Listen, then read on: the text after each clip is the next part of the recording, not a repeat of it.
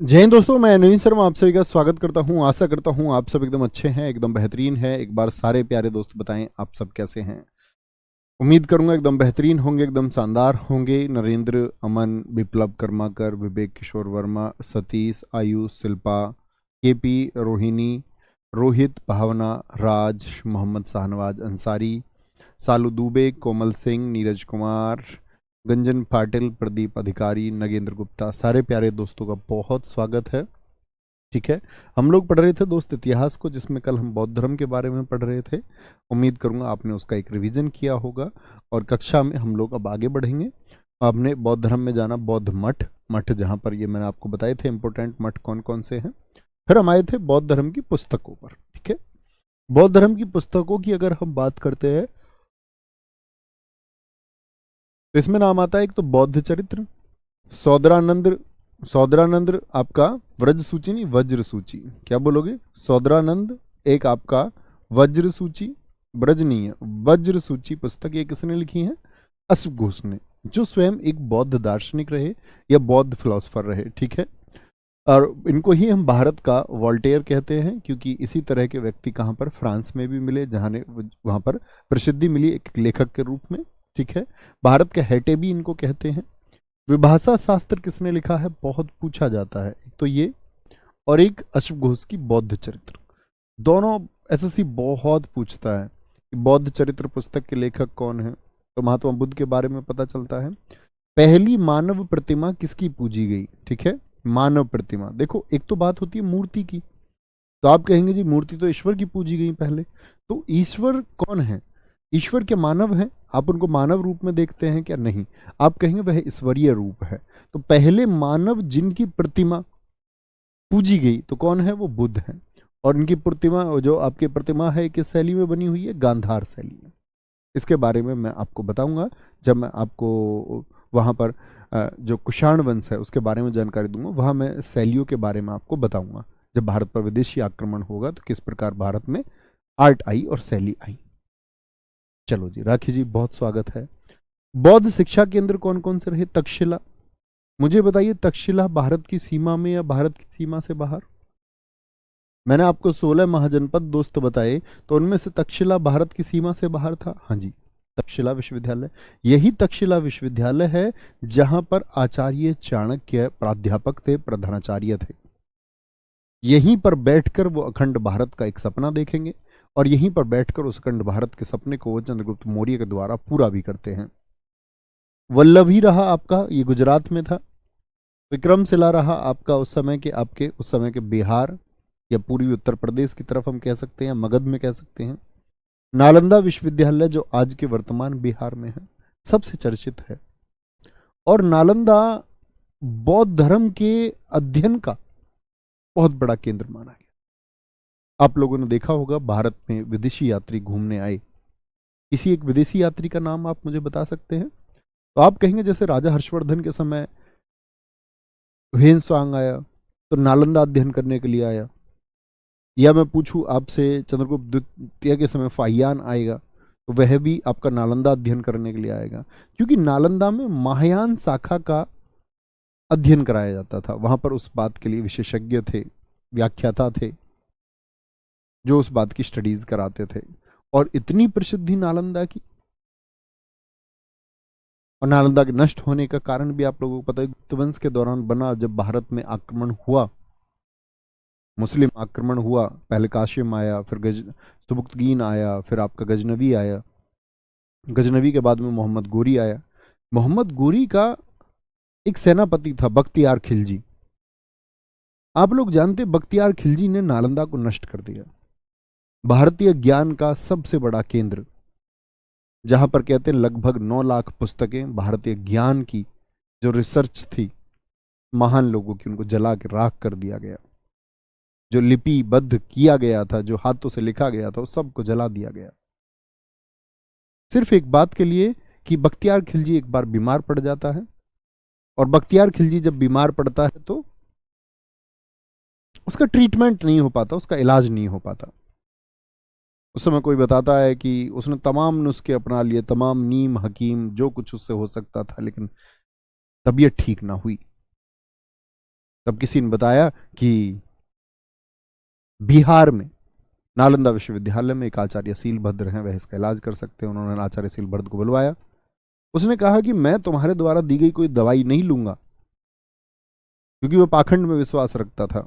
उसने कहा तुम्हारे अंदर करके यदि कुछ शक्ति है तो मुझको दूर से ही ठीक करना, लेकिन बिगड़ दवाई के कैसे ठीक हो सकता है। तो उन्होंने उनको कुरान गिफ्ट करी। उस कुरान में उन्होंने कुछ लेप लगाया। वह जो उन पन्नों को पलटता, उसकी उंगली के स्पर्श से उसकी स्किन में कुछ टच हुआ दवाई का। कुछ लोग कहते हैं कि उसने पन्ने को पलटा। हम लोग अक्सर जीभ लगा के पन्ने को पलट देते हैं। दवाई उसके अंदर पहुंच गई और वह ठीक हुआ। तो कहते हैं कि अपने ठीक होने की वजह जिस नालंदा को उसको संरक्षण देना था, उसने कहा कि यह भारतीय ज्ञान का केंद्र नष्ट हो जाना चाहिए। तो नालंदा के पास में राजगीर है, राजगीर के पास में आपका पड़ता है ये नालंदा, उसको नष्ट कर दिया गया। ठीक है, बहुत बढ़िया। कुछ बच्चे लिख रहे हैं हम नालंदा से हैं, बहुत स्वागत है दोस्त आपका। ठीक है, आगे कोई दिक्कत कोई परेशानी। बौद्ध मान्यताओं की बात करें तो बौद्ध धर्म में आत्मा को माना जाता है क्या? क्रॉस मतलब नहीं। कर्म कांड यानी जो रीति रिवाज होते हैं कि आपका यज्ञ वगैरह, इन सब को माना जाता है क्या? नहीं। वर्ण व्यवस्था है वहां पर? नहीं। क्या बोलेंगे? वर्ण व्यवस्था वहां पर है? कहेंगे नहीं। ठीक है। और पुनर्जन्म की बात करें तो पुनर्जन्म वहां पर है। मतलब वर्ण व्यवस्था मिली बौद्ध महात्मा बुद्ध के अनुसार। किसी एक वर्णन मिलता है कि किसी शायद एकाध वर्ग को एक निम्न वर्ग कहा गया कभी। ठीक है। और ऐसा नहीं था कि वो वर्ण व्यवस्था के विरोधी थे, उन्होंने वर्ण व्यवस्था का कभी विरोध भी नहीं किया। तो क्या बोलेंगे? लेकिन पुनर्जन्म की मान्यता है और मध्यम मार्ग को बताया है ज्ञान का रास्ता। ज्ञान का रास्ता यानी कठिन मार्ग को नहीं बताया। इन्होंने बोला मीडियम वे ठीक है, क्योंकि कठिन मार्ग तो इन्होंने अपना के देख लिया था, भूखे रहे थे 6 वर्ष, शरीर तक खत्म कर लिया था। तो उन्होंने ये बात जानी कि मध्यम मार्ग हो सकता है।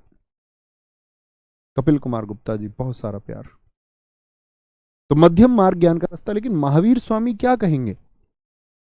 महावीर स्वामी कहेंगे आकर के कि अगर ज्ञान प्राप्ति के लिए, केवल्य के लिए शरीर भी त्यागना पड़े तो त्याग देना है। यानी वह कैसा मार्ग दिखाएंगे? वह मार्ग बताएंगे कठिन मार्ग। ऐसा कठिन मार्ग जिसमें आपको केवल्य की प्राप्ति के लिए यदि प्राण त्यागने होते हैं तो आपको त्यागने होंगे। आगे आते हैं, फिर हम बात करेंगे जैन धर्म की। ठीक है। दोनों के दोनों धर्म कैसे हम लोगों को समझ लेना चाहिए। जैन धर्म और बौद्ध धर्म दोनों नास्तिक धर्म हैं। नास्तिक का मतलब क्या होता है कि दोनों के दोनों ही वेदों को अप्रमाणिक मानते हैं। नास्तिक और आस्तिक से कितने लोग ऐसे हैं कि जो ये लिखते हैं कि हम मानते हैं कि भगवान है या नहीं है। आस्तिक मतलब भगवान को मानना, नास्तिक मतलब जो भगवान को नहीं मानते। ये परिभाषा गलत है। दरअसल में वेदों को मानने वाले आस्तिक और वेदों को ना मानने वाले नास्तिक हैं, वेदों को नहीं मानते। ठीक है। जैन धर्म की बात करें, 24 तीर्थंकरों के बारे में कल्पसूत्र पुस्तक में लिखा है। किसने लिखा है? ये भद्रबाहु ने लिखा है। भद्रबाहु ने बाद में रचना की। जैन धर्म सिंधु घाटी सभ्यता के समकालीन था। इस बात का कैसे पता चलेगा? इतना पुराना। देखो 24 तीर्थंकर हुए, जिसमें से महावीर स्वामी महात्मा बुद्ध के समकालीन ही है। महावीर स्वामी और महात्मा बुद्ध लगभग लगभग एक टाइम के हैं। आप सोचिए, वह धर्म जहां पर इस हिंदुस्तान में हिंदू धर्म ही था, उसी हिंदू धर्म में से फॉलोवर्स बने बौद्ध लोग। एक अन्य व्यक्ति भी उसी समय पर लोगों को एक नई एजुकेशन दी, और वो नई एजुकेशन थी आपका महावीर स्वामी की, जैनिज्म की तरफ। एक नया वर्ग और चला। तो जैसे 24 तीर्थंकर हुए, तो इसमें आइडिया ये लगाया जाता है कि लगभग अगर किसी तीर्थंकर की उम्र आप 50 साल भी माने, लगभग 50 साल तो मान ही सकते हैं ना, इतना तो व्यक्ति पहले ज्यादा ही जीते थे। 50 भी माने तो 24 तीर्थंकर कितने टाइम तक रहे होंगे? 500, 1000। आप कहेंगे जी ये तो लगभग 1200 साल पुराना। तो महावीर स्वामी महात्मा बुद्ध के समकालीन और उससे 1200 वर्ष पहले सिंधु घाटी सभ्यता का ही समय था। ठीक है। तो जैन धर्म सिंधु घाटी सभ्यता के समकालीन था। इसके पहले तीर्थंकर हुए कौन? ऋषभदेव। तीर्थंकर कौन होता है? देखो तीर्थ का मतलब क्या होता है पहले ये समझिए। तीर्थ का मतलब होता है कोई भी पवित्र स्थल। तो जो उस पवित्र स्थल तक पहुंचने का मार्ग आपको बताए कि पवित्रता का मार्ग क्या है, ज्ञान का मार्ग क्या है, वही तीर्थंकर कहलाया जैन धर्म में। तो कई बार तो इस नाम को देके पूछ लेता है कि तीर्थंकर शब्द का संबंध किस धर्म से है। ऋषभदेव, इनकी दो एजुकेशन थी, अहिंसा और अपरिग्रह। अब मैं सारे दोस्तों से चाहूंगा कि वो बताएं मुझे अपरिग्रह का क्या अर्थ मैंने आपको बताया था, क्योंकि महात्मा बुद्ध ने भी जो शिक्षाएं दी उनमें एक शिक्षा उन्होंने क्या दी? अपरिग्रह की। क्या आप बता सकते हैं मुझे वह क्या थी? प्रतीक चिन्ह, क्या बोलोगे? प्रतीक चिन्ह सांड। उपनाम केशरिया देव इन्हीं का था। और जैन धर्म में लोगों को, जैसे महात्मा बुद्ध के प्रतीक चिन्ह मैंने बताई साइन, ऐसे ही इनके साइन हैं। इन्हीं को आदिनाथ कहते हैं। ऋग्वेद में भी इनका वर्णन मिलता है। तो कौन से तीर्थंकर हैं जिनका ऋग्वेद में वर्णन मिलता है? तो हम कहेंगे कौन है जी? ऋषभदेव, पहले तीर्थंकर। बहुत इंपॉर्टेंट है, ये नाम याद रखेंगे। पहले याद रखें और आपका 22वें 23वें 24वें याद रखें। 4 याद रखने, और कुछ नहीं याद करना है। इनके 2 पुत्र हैं, एक तो भरत हैं। तो जैनिज्म के अनुसार ये माना जाता है कि इनके पुत्र भरत के नाम पर भारत है। और एक महाबली और बाहुबली हैं। फिर से मैं कहता हूं, महिष्मती वाले बाहुबली नहीं, कभी वो बाहुबली समझ लो। तो इनकी मूर्ति है श्रवणबेल गोला में, जिसको एक शासक थे, उनके मंत्री चामुंडा राय ने बनवाया था। ठीक है, क्या आप बोलेंगे? बाहुबली की मूर्ति बैठे हुए हैं, बाहुबली भी। ठीक है, किसने बनवाई है? आपका चामुंडा राय। अब लोग कहते हैं जी आपने कहा था पहली मानव प्रतिमा बौद्ध की पूजी गई, तो ये तो महात्मा बुद्ध से भी पुराने हो गए। अगर ये पहले तीर्थंकर के समय है तो तब इनकी पूजा नहीं हुई है, ये चामुंडा राय ने आधुनिक समय में बनवाई है। बहुत बढ़िया। संजीव कुमार जी ने कहा है धन का बहुत अधिक संचय ना करना। वेरी गुड, बहुत शाबाश। प्रदीप जी का सही उत्तर है। AK-47 क्लास सही उत्तर है। अवनीश कुमार जी एकदम सही उत्तर है। उमेश चौहान, बहुत शानदार, वेरी गुड। तो इनके 2 बेटे हुए। ऋषभदेव, एक नाम याद रख लेना। दूर से तीर्थंकर अजीतनाथ है, जिनका प्रतीक चिन्ह हाथी। तीसरे संभवनाथ, घोड़ा। 21वें तीर्थंकर नमीनाथ, जिनका नीलकमल। ये हम 22वें से याद रख लेना भैया जरूर। प्रतीक चिन्ह भी। 22वें तीर्थंकर कौन हुए? अरिष्टिनेमी। अरिष्टिनेमी, ये आप लोग याद कर सकते हैं। 23वें तीर्थंकर हुए पार्श्वनाथ। कौन? पार्श्वनाथ। अच्छा, मैंने आपको बताया था कि पार्श्वनाथ के पिता का क्या नाम है, इसी इतिहास की क्लास में बताया था। क्या आप बता सकते हैं? जब हम 16 महाजनपदों को पढ़ रहे थे तो मैंने आपसे कहा था राजा अश्वसेन के पुत्र जो जैनिज्म की तरफ बढ़ गए, जैन विचारधारा से जुड़ गए, तो उन्हीं पार्श्वनाथ को कहा गया है निर्ग्रंथ। निर्ग्रंथी यानी कि आपका जिनका प्रतीक चिन्ह बताया गया सांप। और निर्ग्रंथ से मतलब क्या है? निर्ग्रंथ का मतलब होता है कि जो व्यक्ति बंधनों से मुक्त हो गया हो। अब यहां पर बहुत सारे लोग समझ लेते हैं कि बंधन का मतलब तो रिलेशन से मुक्त होना है। कुछ लोग सोचते हैं कि हमको अपने माता पिता से मुक्त हो जाना चाहिए। माता पिता हम सफल नहीं होते तो ठीक से व्यवहार नहीं करते। कुछ लोग अपने संबंधों से छुटकारा पाते, लेकिन दरअसल में ये लोग संबंधों के छुटकारे की बात नहीं करते थे। वह तो इनका छूट जाता था इस एक प्रोसेस में कि यह छुटकारे की बात करते थे उन तमाम गलत गतिविधियों से जो आपके लिए कष्ट का कारण बनती है। चाहे लालच हो, चाहे क्रोध हो, चाहे ईर्ष्या हो, या कोई भी ऐसा संचारी भाव जो मन में पैदा होता हो जो आपको कष्ट दे। इन्होंने 4 शिक्षाएं दी हैं। तो पूछा जाता है कि पार्श्वनाथ ने कितनी शिक्षाएं दी? सच बोलना है, लड़ाई नहीं करनी है, अस्तेय यानी चोरी नहीं करनी है, और अपरिग्रह धन का संचय नहीं करना है। अस्तेय मतलब चोरी ना करना, किसी की परमिशन के बगैर कुछ ना लेना है। ऐसा नहीं तुमने किसी को पैसे चुरा लिए तो ही चोरी है। बिगर अनुमति के कुछ लेना वो चोरी है। आप कभी कुछ धारण करे, ग्रहण करे, तो बिना अनुमति के नहीं साइन करना। भैया प्रतीक चिन्ह का मतलब क्या है? दोस्त मैंने महात्मा बुद्ध के समय बता दिया है। ये घटना को जोड़ा जाता है उनके जीवन से। जैसा आपने देखा होगा कुछ लोग चोरी करके अपना, धूम 2 में तुमने देखा होगा ऋतिक रोशन आपका छोड़ के चला जाता था साइन। तो प्रतीक चिन्ह को जोड़ा जाता है व्यक्ति से, उसके जीवन की किसी घटना से। अपरिग्रह धन संचय ना करना, पैसा, ये भी कारण बनता है कि आदमी पैसा को ज्यादा इकट्ठा करे, उसको प्रायोरिटीज दे। ठीक है, बहुत बढ़िया, कोई दिक्कत। अब आते हैं 24वें तीर्थंकर। क्या बोलेंगे? 24वें तीर्थंकर, इन्हीं को हम कहते हैं वास्तविक संस्थापक। यानी कि अब तक जो जैनिज्म था, जो जैन विचारधारा थी, वह थोड़ी थोड़ी पल रही थी, थोड़ी थोड़ी थोड़ी थोड़ी थोड़ी थोड़ी, बहुत थोड़े से अनुयायी जगह जगह जाकर वो अपने उपदेशों को देते। बहुत संख्या उनकी नहीं थी, बहुत संख्या उनकी नहीं थी। तो बहुत संख्या नहीं थी तो वास्तविक संस्थापक किसको कहेंगे? एक तो होता है किसी राज्य का वास्तविक संस्थापक, जो राज्य की सीमाओं को बढ़ा दे, उस राज्य को शक्तिशाली करे, उस राज्य की सीमाओं को सुरक्षित करे।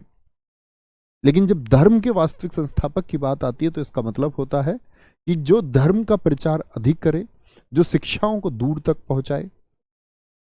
यही काम किया महावीर स्वामी ने। लेकिन इन्होंने 5वीं शिक्षा जोड़ी, जिसका नाम था ब्रह्मचर्य। ब्रह्मचर्य का मतलब किसी स्त्री की तरफ ना देखना। आप किसी स्त्री की तरफ देखें ही ना। इन्होंने बचने की बात की। तो बाद में लोगों ने कहा कि इस तरह तो जैन धर्म बहुत सीमित रह जाएगा। जिन लोगों की शादियां हो चुकी हैं वो जैनिज्म को क्यों स्वीकार करेंगे, और पत्नी सब छोड़ करके आ जाएंगे तो बड़ा मुश्किल हो जाएगा। तब उन्होंने जिन लोगों का गृहस्थ है, जिनकी शादी हो चुकी, उनके लिए अणुव्रत भी बनाए, जिनको आसान नियम कहा गया। महिलाओं के लिए भी नियम बनाए। और उन्होंने बोला ठीक है, शादी हो चुकी तो अपनी पत्नी के अलावा किसी अन्य को नहीं देखेंगे। तो ये 5वीं शिक्षा थी ब्रह्मचर्य की। ठीक है। प्रतीक, प्रतीक चिन्ह इनका क्या है? शेर और सिंह है, एक ही बात है। जन्म, अब बताइए महात्मा बुद्ध का जन्म कब हुआ था? महात्मा बुद्ध का जन्म कब हुआ था? तो आप बोलेंगे 563 ईसा पूर्व में। इनका 540 ईसा पूर्व में हुआ। यानी कि मैं कहूं तो महात्मा बुद्ध के जन्म के 23 साल बाद, जब महात्मा बुद्ध आपका अपने वैवाहिक जीवन को व्यतीत कर रहे थे, उस समय पर इनका जन्म हुआ। इनका जन्म हुआ वैशाली में। 468 बीसी में इनकी मृत्यु हुई। पावापुरी पटना में ये दिवाली के दिन इनकी मृत्यु हुई। ये कॉमन फैक्ट्स हैं जिनको आप जान सकते हैं, बहुत पूछा भी जाता है, जन्म ज्यादा पूछा जाता है। कुछ जगह आप देखेंगे इनका जो जन्म है वह 599 भी आपको देखने को मिलता है, जिसके बारे में बहुत सारे लोग कहते हैं 599 एकदम ठीक है। सोएब मलिक जी एकदम ठीक उत्तर है। आकाश दास एकदम ठीक उत्तर है आपका। ठीक है, बात समझे? तो यहां पर जो इन्होंने क्या शिक्षा दे दी? ब्रह्मचर्य की। और इन्होंने कहा कि कषायों से बचना है। कषायों मतलब किसी भी प्रकार की जो माया है उससे बचना है, जो आपको लुभाती हो। सिर्फ स्त्री ही नहीं, अन्य कोई भी ऐसी चीज जो आपके लुभाने का कार्य करती हो, उन सब से बचना है। ठीक है। और यहां पर इन्होंने एक अन्य शिक्षा दे दी, नग्न रहने की। आप सोच के देखिए जरा, एक व्यक्ति ने अपने वस्त्र त्याग दिए, मतलब फिर कुछ बचा नहीं। जब वस्त्र ही त्याग दिए, उन्होंने कहा कि वस्त्र भी मोह पैदा करते हैं। कहते हैं अपने घर छोड़ करके जब ये गए तो शुरुआती 13 महीने तक तो इन्होंने अपने वस्त्र बदले ही नहीं। एकदम गंदे हो गए, कीड़े वीड़े सब इनके शरीर पर चढ़ते, स्पर्श करते, ये बैठे रहते ध्यान में। सांप भी इनके ऊपर से होके गुजर जाए तो इनको कोई फर्क ना पड़े। और ऐसे हो गए कि लोग इनको विक्षिप्त कहने लगे, मूर्ख कहने लगे, पागल कहने लगे, पत्थर मारने लगे। एक दिन वस्त्रों का त्याग कर दिया तो सोचो क्या हुआ होगा। शायद मैं अगर बात करूं किन्हीं संतत्व में जितनी महावीर स्वामी की पिटाई हुई, इतनी किसी अन्य की ना हुई। लोगों ने कहा कि नंगे क्यों घूमते हो, किसी जवाब नहीं देते थे। वो लोगों को नहीं इस बात को समझा रहे थे कि मैंने वस्त्रों का त्याग सब प्रकार की माया से मुक्त होने के लिए कर दिया है, जबकि महात्मा बुद्ध ने ऐसा नहीं किया। इनसे पहले टीचिंग्स थी उनकी, इन्होंने अलग मार्ग ढूंढा है। इन्होंने क्या बता दिया? कठिन मार्ग। इन्होंने बोला बीच में आपके लिए मोह पैदा करने वाली कोई वस्तु हो ही नहीं, होनी ही नहीं चाहिए। तो इस तरह से ये चल दिए, ये इनका विवरण है। इनके पिता का नाम है सिद्धार्थ। वंश बहुत पूछे जाते हैं दोस्त, जो ब्लू कलर लिखा हुआ है इंपोर्टेंट है। ज्ञात्रक वंश और इक्ष्वाकु वंश दोनों कहे जाते हैं। इक्ष्वाकु वंश जिसे भगवान से रामचंद्र जी का भी संबंध जोड़ा जाता है। इनकी माता त्रिशला लिच्छवी वंश से थी। मुझे बताइए, अगर महात्मा बुद्ध की जब बात थी तो महात्मा बुद्ध के पिताजी किस वंश से थे? शाक्य वंश से। उनकी माता जी कोलीय गणराज्य से थी। इनकी माता लिच्छवी हैं, जो क्या बोलेंगे, राजा चेटक की बहन है। आगे चेटक का नाम आएगा। बिल्कुल रवि करदम जी, नो डाउट। बचपन का नाम इनके का वर्धमान है, पत्नी यशोदा है। ठीक है, मुझे ये रिलेट करते चलिए, महात्मा बुद्ध के बचपन का नाम क्या है। इनकी पुत्री का नाम है अनुजा प्रियदर्शनी। उसने शादी की जमाली से। अनुजा प्रियदर्शनी के जो दामाद है वे जमाली हुए और सबसे पहले शिष्य भी बने इनके। सोचिए आप, जब कोई व्यक्ति शिक्षा देना चाहता हो, कुछ चर्चा करना चाहता हो, तो यह जरूरी है ना कोई सुने। अब सब लोग तो महावीर स्वामी जी का बहिष्कार किए दे रहे थे, तो उनके दामाद ने एक्सेप्ट किया उनसे। उन्होंने कहा, I believe in your teachings, मैं तुम्हारी शिक्षाओं में विश्वास करता हूं, आप मुझसे चर्चा करें। भैया वस्त्र कैसे मोह पैदा कर सकते हैं? भैया क्यों नहीं करेंगे? आप सोचिए, जब आप कपड़े रखेंगे तो कपड़े धोने के बारे में भी सोचेंगे, प्रेस करने के बारे में भी सोचेंगे वस्त्र को। जब आप संसार से जुड़े रहेंगे, मान के चलो हम तुम सब संसार से जुड़े हुए हैं। एक व्यक्ति होता है सन्यासी, एक संसारिक। अब हम तुम सब संसार से जुड़े हुए हैं तो हमारे अंदर ये इच्छाएं रहेंगी कि मैं जाकर के शॉपिंग करूं। अगर पैसे नहीं है तो वो इच्छा नहीं होगी, लेकिन यदि पैसे हैं तो इच्छा करेगी कि मैं शॉपिंग करूं जाकर के। मेरे पास ये शर्ट होनी चाहिए, ये पैंट होनी चाहिए, शूज होने चाहिए, जूते होने चाहिए, तो परिधान की तरफ ध्यान जाएगा। तो समय भी गया फिर परिधान की खरीदारी में, फिर उसको देख रेख में, उसको मेंटेनेंस के लिए, सारी चीजें, सारा समय गया। तो लेगा ना कोई ना कोई। तो आप कहेंगे जी मेरे कपड़े घर में कोई और धुल देगा, तो किसी और का ध्यान जाएगा, वो ध्यान तो जाता है। अब ऐसे मान के चलिए आप पढ़ाई करते हैं, आप फोकस होकर पढ़ते हैं, आपको पढ़ाई का मूड था, किसी का मैसेज आ गया, अब आप डिस्ट्रैक्ट हो गए। तो डिस्ट्रैक्ट होने का कोई ना कोई रीजन तो है। लोग वन को ही क्यों जाते थे? इसलिए तो जाते थे कि डिस्ट्रैक्शंस ना हो, जंगल में कोई डिस्ट्रैक्ट ना करे इनको, क्योंकि संसार में तो डिस्ट्रैक्शंस होंगे ही। संसार में जुड़ करके आप ये कल्पना करें कि आपको डिस्ट्रैक्शन या व्यवधान या बाधा नहीं आएगी, रुकावटें नहीं आएंगी, कोई हर्डल्स ऑब्स्टेकल्स नहीं आएंगी, तो आप गलत हैं, आएंगी ही। भाषा बाद में क्या हो गई इनकी भाषा, इन्होंने अर्धमागधी भाषा में बौद्ध धर्म की भाषा पाली थी। 30 वर्ष की अवस्था में अपने भाई नंदीवर्धन से अनुमति लेकर गृह त्याग किया और पहले 6 वर्ष अपने मित्र मखली गोसाल के साथ रहे। अच्छे फ्रेंड थे इनके, लेकिन बाद में इन दोनों के बीच में मतभेद हो गया। मखली गोसाल ने तो आजीवक संप्रदाय को स्थापित किया है। मखली गोसाल ने कहा, भैया तुम काहे का प्रयास करते हो बेवजह के, लोगों को तुम क्या समझाना चाह रहे हो ये नहीं समझेंगे। इनका बौद्धिक स्तर उतना है ही नहीं जितना तुम इनको समझाना चाह रहे हो। तो इन्होंने तो आजीवक संप्रदाय वह है जो सब कुछ भाग्य पर निर्भर मानता है। कहता है कि मनुष्य का पुरुषार्थ काम नहीं करता, यानी आप जो कुछ भी अपने जीवन में मेहनत या काम कर रहे हैं इसका कोई मतलब नहीं है, जो भाग्य में लिखित है वह होकर रहेगा। इन्होंने सारी चीज ही छोड़ दी, लोगों को कर्म से मुक्त कर दिया कि भैया कुछ काम ना करो, जो होना है वो होके रहेगा, और कह करके इनसे अलग हो गए और एक संप्रदाय बनाया और लोगों को भाग्यवाद से जोड़ा। ऐसे लोग, सब लोग, आप जीवन में बहुत सारे लोगों को क्वेश्चन होता है कि भैया भाग्य होता है कि नहीं होता।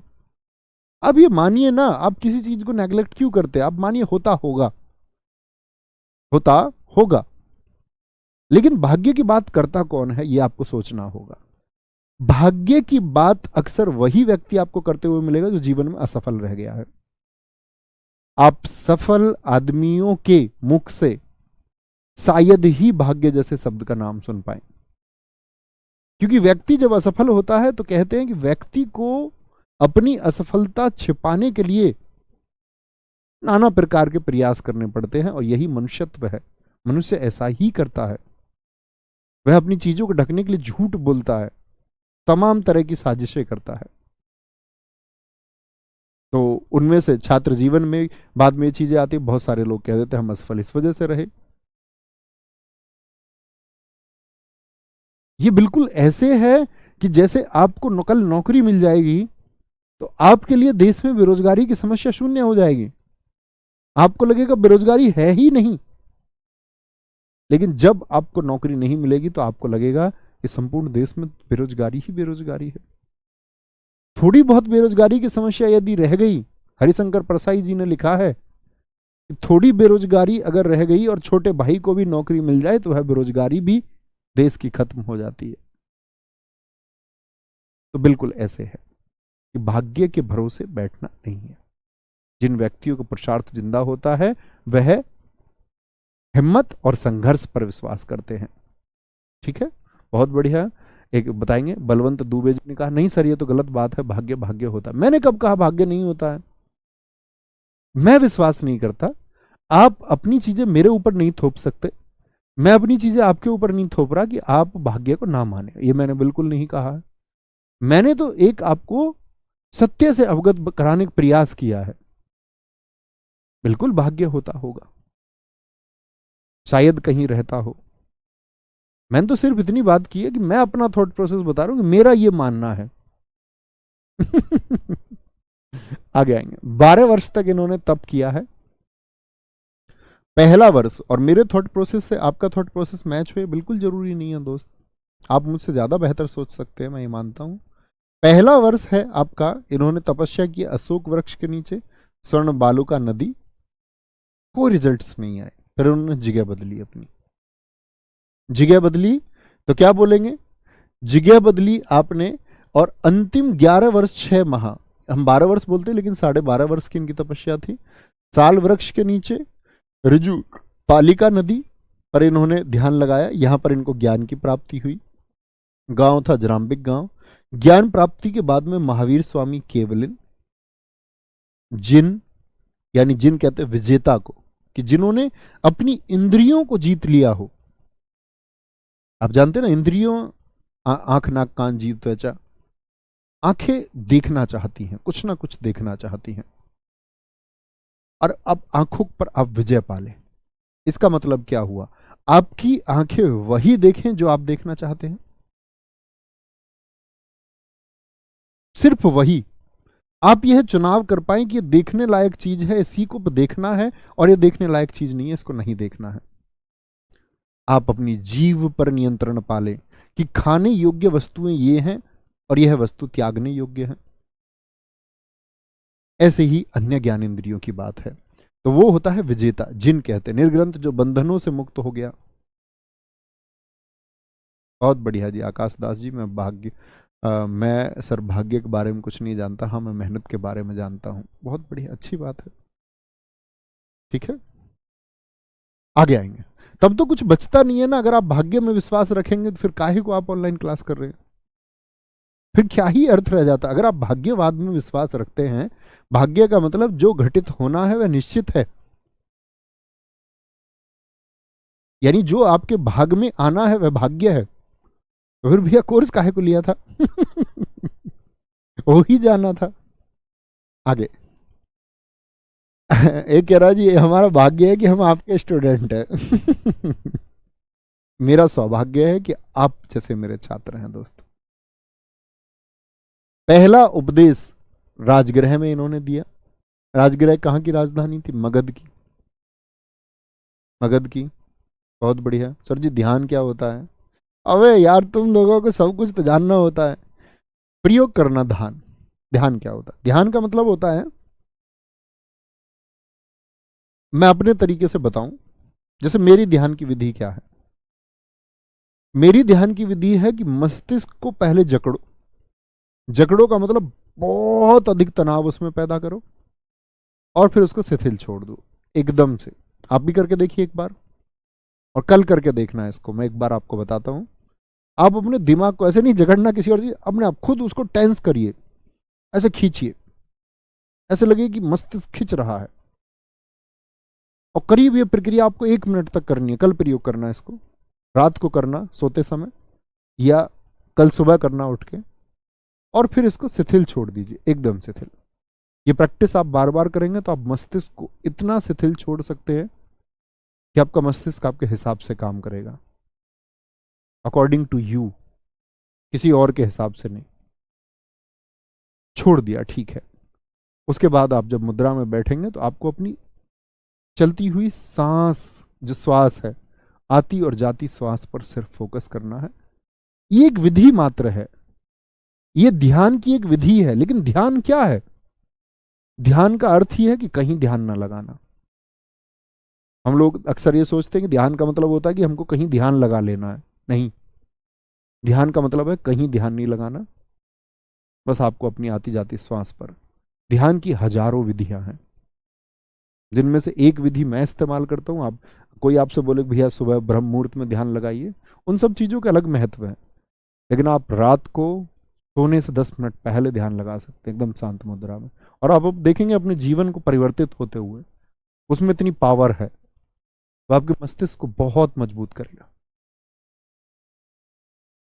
कि अब एक बच्चा कह रहा, गुरुजी इनको ज्ञान प्राप्त हुआ है, कैसे पता चलता था? इनकी चाची बताती थी आके। ज्ञान प्राप्त होने का मतलब क्या था कि अब सारे प्रश्नों के जवाब मिल गए। आप मुझसे कोई क्वेश्चन करें और मान के चलिए आपने मेरे सामने हजारों प्रश्न किए, फैक्चुअल प्रश्न नहीं। आप बोले जी इंडिया गेट की नींव में कितनी ईंट लगी हुई है, ये ज्ञान नहीं है। इंडिया गेट कब बना, ये ज्ञान नहीं है। ये तो फैक्चुअल डेटा है, ये कोई नॉलेज नहीं है।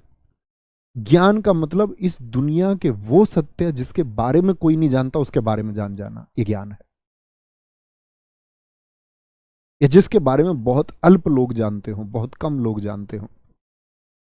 आप मान के चलिए मुझसे सैकड़ों प्रश्न करें, नाना प्रकार के प्रश्न आप मुझसे करें, हजारों प्रश्न आप करें, और मैं आपके हर एक प्रश्न का जवाब दूं, और आपको अपनी विचारधारा छोड़नी होगी। जो आपके दिमाग में जबरदस्ती बैठाई गई चीजें वो आपको छोड़नी होंगी, तभी आप कुछ नया एक्सेप्ट कर सकते। कहते ज्ञान तब आएगा जब आप अज्ञानी होंगे। अगर आपको लगता है आपको पहले से ज्ञान है तो आप कभी ज्ञानी हो नहीं सकते।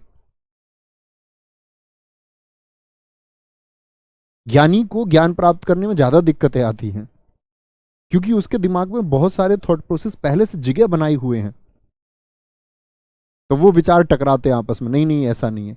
अज्ञानी का ज्ञान प्राप्त करना, अगर कहते हैं कि अंगुली माल रत्नाकर बन जाता है महात्मा बुद्ध से मुलाकात में, तो मैं मानता हूं बड़ा आसान रहा होगा, क्योंकि उसने स्वयं ये जानते हैं, महात्मा बुद्ध भी और अंगुली माल भी जानता है कि वह एक अज्ञानी है, तो फीडिंग बड़ी आसान रही होगी। अब वो फीडिंग गलत भी हो सकती थी कि गलत चीजें फीड कर दी जाती, लेकिन मान के चलिए एक परफेक्ट इंसान मिला और उसने सही चीजें फीड कर दी, और सामने वाला आदमी अज्ञानी था और उसने उन सबको एक्सेप्ट कर लिया और चीजें सारी सही थी। ज्ञानी बनने में कोई दिक्कत ही नहीं है। ठीक है, तो समझे? तो ज्ञान क्या है? आपका सभी समस्त सवालों का जवाब। बहुत बढ़िया।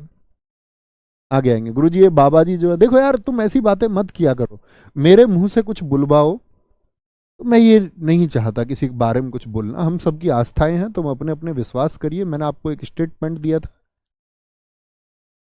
विश्वास एक समय के बाद में अंधविश्वास में बदलता है। जब आपके अंदर जागृति आएगी, जब आपके अंदर होश आएगा, तब आपका जो आज विश्वास है वह कल अंधविश्वास में बदल जाएगा। कब तक वह विश्वास है? जब तक आपके अंदर जागृति नहीं है, जब तक आपके अंदर होश नहीं है। कोई भी आपका विश्वास है, एक दिन उम्मीद करूंगा तुम जागृत होंगे, अंदर से वास्तविक रूप से जागृत, तब आप जान पाएंगे कि कितना प्रोपोगंडा इस दुनिया में चलता है, आपके ऊपर जबरन कितनी चीजें थोपी गई हैं। मैं मनुष्य होने में विश्वास करता हूं, मैं इंसानियत में विश्वास करता हूं, और इसके अलावा मैं किसी अन्य पाखंड की आवश्यकता समझता ही नहीं। किसी भी धर्म में हो, किसी भी जाति में हो, मेरी व्यक्तिगत विचारधारा यह है कि मैं फॉलो नहीं करता, मैं स्वयं फॉलो नहीं करता। आप करें, आप तमाम किसी फकीर के फॉलोवर आप हों, आप किसी बाबा के फॉलोवर हों, आप किसी पादरी के फॉलोवर हों, आप तमाम तरह के किसी भी व्यक्ति के फॉलोवर बनिए, वो आपकी अपनी निजी चॉइस है, वो आपका निजी चुनाव है। मैं किसी का फॉलोवर नहीं बनूं तो आप ये नहीं कह सकते जी आप उनके फॉलोवर बनिए, तो ये तो गलत बात हुई आपकी। आप जिनके भी फॉलोवर हैं, आप जिनके अनुयायी हैं, उनको आपको लगता है कि वो एक सच की, एक सत्य की शिक्षा आपको दे रहे हैं, वो आपको अवगत करा रहे हैं और आपको ये विचार करने पर मजबूर कर रहे हैं कि सच में आपको ज्ञान नहीं है, तो मतलब आपको वो व्यक्ति सही दिशा में ले जा रहे हैं, तब आपको उनको मानना चाहिए। आसाराम बापू की तरह नहीं होना चाहिए एक दिन। ये बोले तो बाकी आप लोग समझदार हैं सब लोग। मेरे हिसाब से मैं ये मानता हूं कि संसार से जो जुड़ गया, जो व्यक्ति संसारी है और वह सन्यासी होने का ढोंग करे, ये तो गलत है। हमारे देश में ऋषि परंपरा रही है, ऋषियों ने ध्यान लगाया है, ऋषियों ने सूत्र दिए हैं, ऋषियों ने अपना जीवन त्याग करके कंदराओं, गुफाओं, पर्वतों, वनमालाओं में अपना जीवन व्यतीत किया है और नए सूत्र दिए हैं। आदि गुरु शंकराचार्य पूरे जीवन राजा उनके पीछे रहे उनको शक्ति देने के लिए, लेकिन कुछ ग्रहण नहीं किया। वह हिंदुत्व जो अपने पतन की तरफ था बौद्ध धर्म और जैन धर्म की वजह से, उस हिंदुत्व को वापस स्थापित किया, लेकिन किसी से कुछ गिफ्ट ना लिया। 4 मठ स्थापित किए जिनको आप 4 धाम के नाम से जानते हैं। पूरे भारत भ्रमण किया, लोगों को जागृत किया, मात्र 32 वर्ष की अवस्था तक जिए और फिर देहास्वान हो गया, देह का अवसान हो गया, मृत्यु हो गई। अब आप मुझको किसी के नाम ना गिनवाने लगना प्लीज, वो आपका अपना निजी जीवन है। आप चाहें उनके, अगर आप किसी के फॉलोवर्स हैं, आप अपना पूरा जीवन उनको समर्पित करें, ये आपका चुनाव है, अच्छी बात है। ये आपकी समझ को दर्शाता है कि आपकी समझ किसी चीज को लेकर के कितनी है। तो मैं आपकी हर एक चॉइस का वेलकम करता हूं, आप भी मेरी चॉइस का वेलकम करना, इतनी उम्मीद करता हूं। ना भी करो तो कोई दिक्कत नहीं है। पहला उपदेश राजगृह अर्धमागधी भाषा में। केवलिन कौन होता है? जो आत्मा और शरीर के बीच के अंतर को समझ जाता है कि आत्मा क्या है और शरीर क्या है। जैसे आदि गुरु शंकराचार्य ने अपना थॉट प्रोसेस की बात के लिए कहा, उन्होंने कहा अद्वैत का सिद्धांत। अद्वैत यानी दोनों चीजें अलग नहीं है, दोनों चीजें एक ही हैं। लेकिन बाद में लोगों ने उनकी थ्योरी पर बहुत सारे प्रश्न चिन्ह खड़ा करके खुद ही फंस गए। ठीक है, जिन खुद की इच्छाओं पर विजय, खुद की इच्छाओं पर विजय। देखो देखो दोस्त, जब कोई प्रसिद्धि पाता है ना इस देश में, तो प्रसिद्धि पाने वाले व्यक्ति के पक्ष में तर्क देने वाले लोग बहुत होते हैं, जिनको पता है कि इस टाइम ये चीज ठीक रहेगी। तो वो उनका अपना दरअसल में सकारात्मक रवैया नहीं होता, वो उन लोगों को फेम पाने के लिए बोलना होता है, ये सही रहेगा बोलना। बहुत बढ़िया गुरु जी, ये कैसे पता चलेगा जिनको हम फॉलो कर रहे हैं वो अच्छे हैं या नहीं? बताया ना कल स्टेटमेंट, आप बातों को ही नहीं फॉलो कर रहे हैं। मैंने कहा अप दीपो भवा, be your light your self. आप अंधेरे कमरे में जाएंगे तो कुछ दिखेगा थोड़ी, जब तक आप स्वयं उजाला नहीं बनेंगे। आपको दूसरे को नहीं समझना है, खुद को समझना है, आप कैसे हैं। आप अपनी कमियों को दूर कीजिए सबसे पहले, कि मेरे अंदर ऐसी कौन सी चीजें हैं जो मुझको पशु बनाती हैं और मनुष्य नहीं होने देती हैं। तो पहले आप मनुष्य बन जाइए, और जब आप मनुष्य हो जाएंगे, अगर कहते कि इस दुनिया के 800 करोड़ लोग मनुष्य हो जाएं तो किसी धर्म या किसी जाति की आवश्यकता ही ना पड़ेगी, अगर सभी मनुष्य हो जाए फिर वह सबसे बड़ा धर्म हो जाएगा। लेकिन हम लोग अपनी कमियों को और क्रूतियों को दूर नहीं करते, और हम झांकते उन सब चीजों की तरफ जिनसे हमारा कोई सरोकार नहीं है, जिनसे हमारा कोई लेना देना नहीं है। मैंने देखा है अक्सर चोर डाकू लोगों को, बुरे चरित्र वाले लोगों को, जो बात कर रहे हैं कि दुनिया की समस्याओं के ऊपर, राज्य की समस्याओं के ऊपर, घरेलू समस्याओं के ऊपर, और उनके स्वयं के जीवन को वह ठीक नहीं कर पा रहे हैं। खुद किसी को धोखा देते हैं और बात कर रहे हैं कि पाकिस्तान भारत को धोखा देता है। तो सबसे पहले जरूरत है अपने आप को चेंज करने की। निर्ग्रंथ क्या होता है? सांसारिक बंधन से मुक्त। इनको ज्ञान प्राप्ति, मुझे बताइए महात्मा बुद्ध को जो ज्ञान प्राप्त हुआ वो किस दिन हुआ था? तो वो मैंने कहा था बैसाख पूर्णिमा, उनका जन्म, उनको ज्ञान प्राप्ति, उनकी मृत्यु। जैन धर्म के त्रिरत्न, सम्यक दर्शन, सम्यक ज्ञान और सम्यक आचरण। यानी आपको चीजों को सही तरीके से देखना है, एनालिसिस करना है, विश्लेषण करना है, आपको उस चीज के बारे में ज्ञान होना चाहिए, अंधविश्वास नहीं, अंधा अंधा ज्ञान नहीं, ज्ञान। ज्ञान का मतलब क्या हुआ कि सत्य क्या है। तीसरी चीज आचरण, आपका जो व्यवहार है वह सही होना चाहिए। बहुत thank you Sunil, too much thank you. Mahavir Swami पुनर्जन्म और कर्मवाद में विश्वास रखते थे। पुनर्जन्म में आप लोग जानते ही हैं कौन विश्वास रखता था? बौद्ध धर्म भी विश्वास रखता था, ठीक है। जैसे बौद्ध धर्म में संगीतियां हुई, ऐसे ही आपका जैन धर्म में हुई। एक 300 BC में हुई, यानी 300 ईसा पूर्व। आज से आप देखिए 2023 में 300 जोड़ लिया, लगभग 2300 साल पहले। कहाँ हुई? पाटलिपुत्र में। स्थूलभद्र इसके अध्यक्ष थे, स्थूलभद्र। दूसरी हुई 512 AD में, वल्लभी गुजरात में। देवर्धी क्षमा श्रवण इसके अध्यक्ष थे। जैन धर्म में कषाय माने गए हैं कुछ। कषाय मतलब कष्ट का कारण, कि दुख क्यों है। जैसे अगर मैं बात करूं, महात्मा बुद्ध जी ने दुख का सबसे बड़ा कारण क्या बताया था? अज्ञान, ज्ञान का ना होना। क्रोध, आप गुस्सा करते हैं, आप इसको छोड़ के देखिए। इसके बारे में मैंने अपने छात्रों को बताया कि एक पिता जब अपने बॉस के सामने जाता है तो ऐसे हो जाता है, जी सर जी सर। और एक पिता जब अपने घर जाता है तो उनके बच्चे की किसी छोटी सी शरारत पर अपने बच्चों की पिटाई कर देता है। आप जब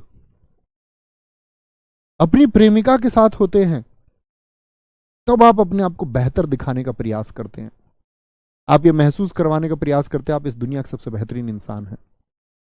जब आप अपनी माताजी के पास होते हैं तो आप कई बार झल्लाहट से पेश आते हैं, आप उनको इग्नोर करने का प्रयास करते हैं, आपको ऐसे, आपका जीवन ऐसा होता है कि आपको उनको कोई परवाह ही नहीं है। और ये सत्य है, हम सब माता पिता की स्टेटस आदि लगाते हैं, लेकिन क्या सच में वह भावना है? कई का तो अपने पिताजी से गैप है, पिताजी से चर्चा तक नहीं कर पाते हैं। ये सत्य है, हमने महसूस किया, हमारे पिताजी के बीच में गैप रहा, हमें डर लगता था उनसे। वो मतलब हमारी बहुत पिटाई हुई है, सारे बहन भाइयों की बहुत पिटा उन्होंने। मतलब हमारी गलती है, ओवर गलतियां बहुत की हमने। लेकिन ये जो क्रोध है, मैंने क्या कहा, इस पर आपका ही कंट्रोल होना चाहिए, नियंत्रण। आपको, मैं फिर से कहता हूं, आपका जीवन में सबसे बेहतरीन होने का काम एक है, don't be a multi personality. आप बहुत सारे व्यक्ति ना बनिए, पिता के सामने कुछ, माता के सामने कुछ, भाई के सामने, दोस्त के सामने कुछ। आप सिंगल आइडेंटिटी बन जाइए, सबके सामने एक जैसे रहिए, काम खत्म। मेरी पिताजी से नहीं बनती जी, बनाइए भाई साहब। कोई नहीं, आपके फेवर की चीजें नहीं हो पा रही हैं। कई बार ऐसा होता है घरों में, एक पुत्र के लिए कर दिया पिता ने, तो दूसरे वाले पुत्र ने ये मान लिया कि मेरे लिए नहीं किया और मेरे पिताजी तो खराब हैं। मेरी माताजी मेरी घरवाली के लिए नहीं करती, दूसरे भाई घरवाली के लिए करती, मेरी माताजी तो बड़ी खराब है। नहीं, इसके लिए आपको एक स्टेटमेंट याद रखना है। मेजर ध्यानचंद जी ने एक बात कही थी, जब हिटलर ने उनसे कहा था कि मैं तुमको इस सेना में बड़ा पद दूंगा, ध्यानचंद तुम्हारे देश ने तुम्हारे लिए क्या किया है। तो मेजर ध्यानचंद ने एक बात कही थी कि हमेशा देश का कर्तव्य नहीं बनता कि वह मेरे लिए कुछ बेहतर करे, मेरा भी कर्तव्य बनता है कि मैं अपने देश के लिए क्या बेहतर कर जाऊं। दोस्त, किसी ने इस जीवन में आपके लिए नहीं किया, दोस्त हो, कोई रिश्ता हो, नहीं किया तो ना किया, कोई बात नहीं, आपकी नैतिक जिम्मेदारी बनती है, आपका कर्तव्य बनता है। माया, जो कुछ ये जगत है, कल मैं रोल्स रॉयस खरीदूंगा, जब आप संसार में होते तो माया आपको घेरती है, ऐसे लगता है कल मैं सब कुछ खरीदूंगा, कल मैं तुम्हारे लिए चांद लेके आऊंगा। मान, वैल्यूज, कि बहुत सारे लोग प्रतिष्ठा के चक्कर में रहते हैं कि मेरी प्रतिष्ठा पर दाग आ जाएगा। बहुत सारे लोगों को बहुत कुछ चाहिए, बहुत कुछ। तो ये सब चीज उन्होंने बताई कि कष्ट का कारण है भाई साहब, कष्ट का कारण है। जैन साहित्य को आगम कहते हैं, जैसे बौद्ध साहित्य को क्या बोला था हमने, त्रिपिटक। इनके नाम बहुत कभी पूछे नहीं जाते, पूर्व है, उपांग है, छेद सूत्र है। आगम की संख्या कितनी है ये याद रख लेना, छेद या छंद सूत्र की संख्या 6 है, उपांग की संख्या 12 है। ये पुस्तकें हैं, ऐसे याद रखिए, ये पुस्तकें हैं, ठीक है। वेरी गुड, बहुत शानदार। एक बच्चा कह रहा गुरुजी मैंने माया को घेर लिया था। बहुत सही, बहुत शानदार। जैन धर्म की शाखाएं। बहुत बढ़िया, बहुत सही। गुरुजी मेरे पास तो है रोल्स रॉयस, बहुत बढ़िया, अच्छी बात है। अच्छी चीज है। आगे आएंगे, क्या बोलेंगे। जैन धर्म की शाखाएं, जैन धर्म की शाखाएं। गुरुजी अभी हमारी औकात, दोस्त ऐसी बात नहीं करनी है। क्यों नहीं हो सकती आपकी औकात, किसी की, सबकी औकात एक ही है। ऐसे शब्दों का इस्तेमाल मत करो, आप मेहनत कीजिए, दुनिया में आपके पास सब कुछ आएगा, बस आप चलते रहिए। जैन धर्म की शाखाओं की बात करते हैं तो जैन धर्म की शाखाएं कौन कौन सी हैं, श्वेतांबर और दिगंबर। देखो, श्वेत का मतलब क्या होता है, सफेद, और अंबर का मतलब होता है वस्त्र। क्या बोलोगे जी, जो लोग सफेद कपड़े पहनते हैं जैन धर्म में, उनको हम क्या कहते हैं, श्वेतांबर। और इस शाखा को चलाए, ऐसे याद रखना, सैसे श्वेत सैसे स्थूलभद्र। दिगंबर कौन है, जो कहते हैं, दिगंबर का संधि विच्छेद यदि आप करेंगे तो आप कहेंगे दिक धन अंबर। यानी जो लोग ये कहते हैं कि दिशाएं ही उनके वस्त्र हैं, दिशाई ही वस्त्र हैं, तो वो लोग ये मानते हैं कि कपड़े पहनने की जरूरत ही नहीं है, कपड़े पहनने की जरूरत ही नहीं है। कैसे रहते हैं, नग्न रहते हैं। श्वेतांबर उत्तर भारत में ही रहे, दिगंबर जो दक्षिण भारत चले गए। ऐसा क्यों हुआ, जब मौर्य साम्राज्य था, चंद्रगुप्त मौर्य के समय एक बार अकाल की समस्या हुई, दुर्भिक्ष की। अकाल समझते हैं, अकाल का मतलब जब वर्षा ना हो, क्योंकि पहले ये हैंडपंप नहीं थे, नदियां इनकी सिंचाई के लिए नहीं थी, तो पहले वर्षा पर किसान निर्भर करते थे, और यदि वर्षा ठीक से नहीं होती थी तो किसान बर्बाद हो जाते थे, या ज्यादा वर्षा हो जाए तो किसान बर्बाद हो जाते थे। तो जो लोग अकाल की वजह से उत्तर भारत को छोड़ के, नॉर्थ इंडिया को छोड़ के दक्षिण भारत की तरफ चले गए, वो दिगंबर हैं।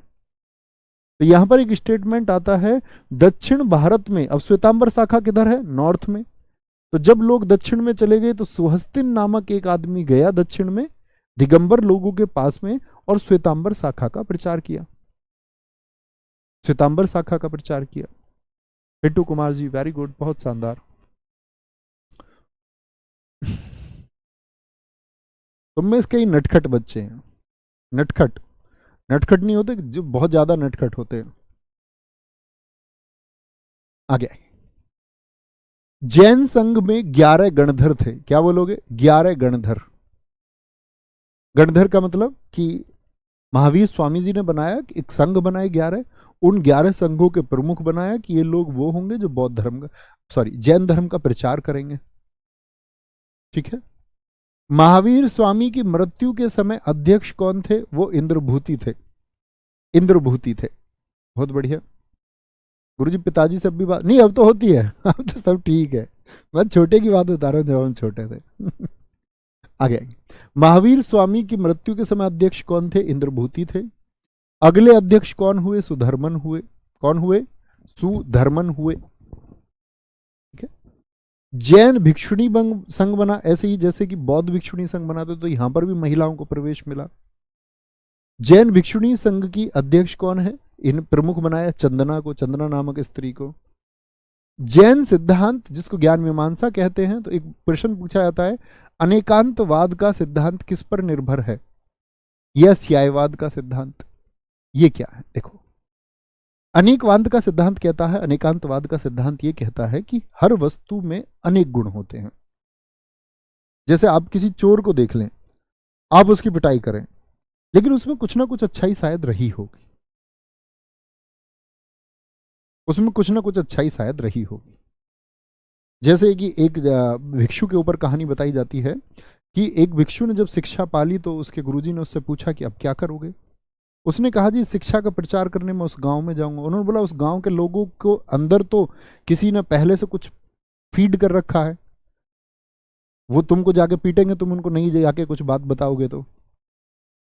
उसने कहा जी ठीक है, पीटेंगे तो मैं ये सोच लूंगा यार मारा तो नहीं है। नहीं, पहली बात थी कि गालियां देंगे तुमको, तो उसने बोला गालियां देंगे तो मैं सोचूंगा कि जी पीटा तो नहीं है। बोले जी अगर पीट दिया तो बोलेंगे जब पीटेंगे तो सोचूंगा मारा तो नहीं है, और मार ही दिया तो मार दिया तो सोचूंगा जी मुक्त हो गया। तो उन्होंने बोला प्रत्येक जीव के अनेक गुण होते हैं कि शायद वो गुण उनके अंदर पैदा ना हो रहे हों, वो मैं जाकर के प्रयास करूंगा। लेकिन किसी चीज के आपको चोर चोर ही दिखाई पड़ेगा, आपको ईमानदार आदमी ईमानदार ही दिखाई पड़ेगा, आप गुणों को नहीं पहचान पाएंगे। ये गुण पहचान सकता है कौन? अनेक गुणों को केवलिन ही जान सकते हैं। यही श्यायवाद का सिद्धांत है, यही श्यायवाद का सिद्धांत है।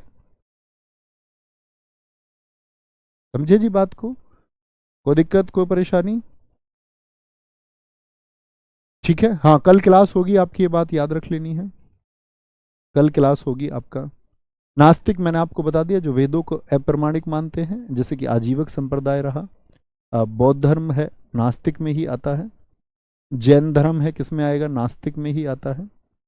आस्तिक जो वेदों को प्रमाणिक मानते हैं, इसमें हिंदू धर्म आता है, जो वेदों को प्रमाणिक मानते हैं, हिंदू। ठीक है। आगे बौद्ध धर्म।